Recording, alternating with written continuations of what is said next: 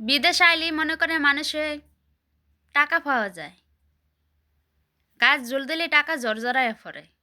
কিন্তু মানুষেরা বুঝামো কি করে? বিদেশে থেকে দেশেই ভালো ছিলাম। না ছিল টেনশন, না ছিল চিন্তা। এক মুঠা পাইলে খাইছি, না পাইলে না খাইছি। টেনশন করি নেই যে পরিবার আছে, আমি খাইলে হইব, তাদেরকেও খাওয়াইতে হইব। এই চিন্তা কখনো ছিল না। প্রবাসে আইসা অনেক বড় দায়িত্বে পড়ে গেছে।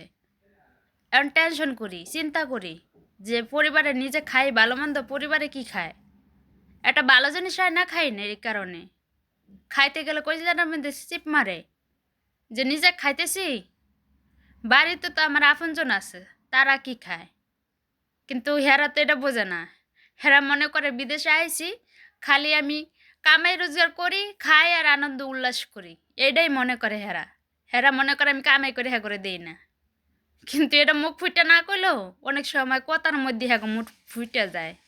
আমি বুঝতে পারি আমার কথার কোনো দাম নাই, আমি এটাও বুঝি।